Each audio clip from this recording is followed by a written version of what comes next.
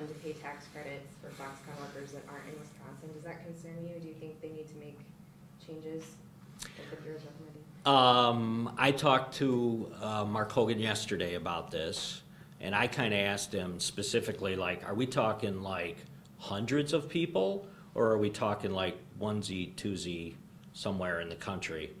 And his description was, it's a very small number, and it would be very isolated and specific to some type of unique situation where you would have a worker out of state paying Wisconsin income tax, okay? So it kind of brings them into the fold in that regard. And then what they're doing or how they're doing it, I guess it would, I wouldn't say it'd be a case-by-case situation, but it didn't seem like it was as significant as I guess even what the audit had kind of talked about. So. When you say small number, can you? Like one guy located in South Dakota who's paying Wisconsin income tax because he's got some type of unique position. Does the legislature need to check on that to make sure, though, that there aren't any abuses? That's what the lab recommends. Oh, yeah. No, I mean, WEDC, in the history of the state, I don't think there's been any agency that's been as audited and as scrutinized as WEDC. And whether I like it or not, it's going to continue, and specific to even what happens with the agency, and then obviously it's all being driven by Foxconn, and you know, so it's going to be bird dogged all the way through the entire process. So yeah, as you move into the budget process next year, do you see the greater conflict being between Republicans and Governor Evers, or between the Senate and the Assembly Republicans? The Speaker and I have been getting along great, and I would anticipate that it is going to be a different environment for us. It's going to be a different process for us. I think that they probably will be a little bit more give and take, partly because, you know, what drove that sometimes is obviously the way the Assembly was able to accelerate through a lot of these policy discussions and come up with a final product where, I mean, you guys know, probably to the frustration of some of you, I'm telling people I literally don't have the votes right up until I do have the votes. And it's the truth, because it's just a different process over here. I think Speaker Voss gets that, and because you don't have like that third element of Governor Walker sitting there kind of either driving the policy, setting the table for the policy discussions, that we're going to absolutely have to work closer together instead of kind of butting heads, which we've seen in some past budgets and in some other individual piece of legislation. So, and the Speaker and I have talked about that. I mean, we just need to we need to anticipate that. We need to prepare our members to be able to work closer together with the other house. So, Governor-elect talked during the campaign about cutting income taxes by 10% for folks low and middle income. Yeah. Is that something you're open to? Sure, we're open to it. I didn't, be honest with you, I didn't talk to the governor-elect about it this morning.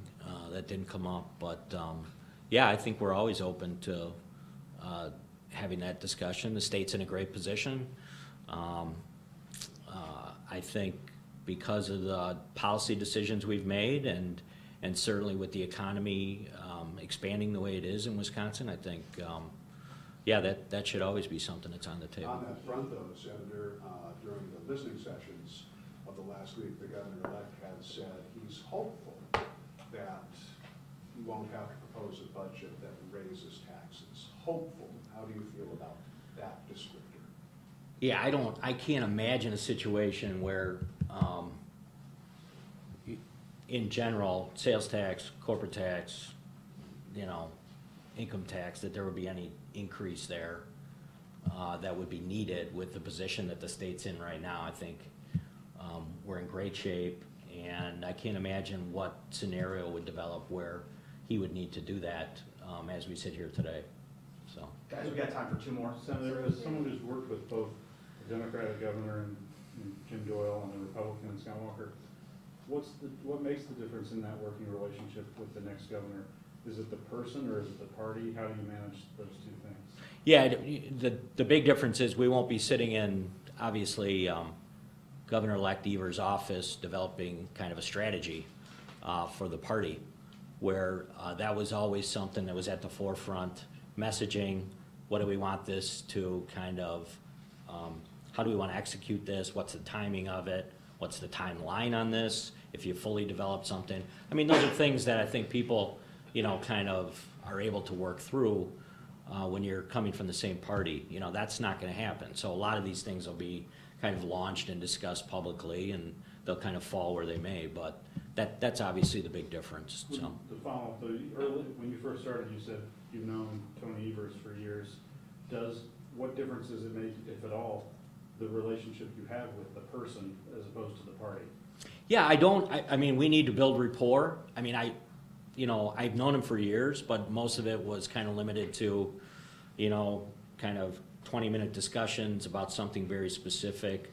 A lot of back and forth on school choice with Evers over the years, and you know, specific to his staff saying this is something that'll work. We feel legitimately DPI has concerns about this because we don't think it can be applied kind of on the street. I mean, there was a lot of discussion about school choice over the years related to some of those very tight, specific decisions that were made related to legislation and the way it was drafted.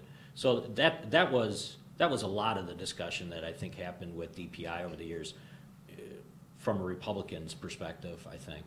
So yeah, I mean, I think that at some point if we hit some of these areas that we think there's some common interest, that'll be the opportunity to kind of pull people in the room and say, okay, let's see if we can come up with some common goals here. One more, medical marijuana, that's something the incoming governor is open to. Is that something that would take a look at? No, I don't see it. I don't see the support. I don't support it.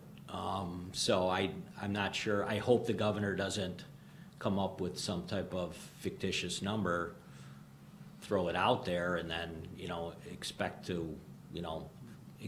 to kind of with a straight face consider that a balanced budget. I mean, there's concerns about some other areas like that where if you just throw something out there to develop kind of some cover, that it's just, I just don't see it happening at all. Thanks, guys. Thank you. Thank you. Thanks for coming to my first real press conference.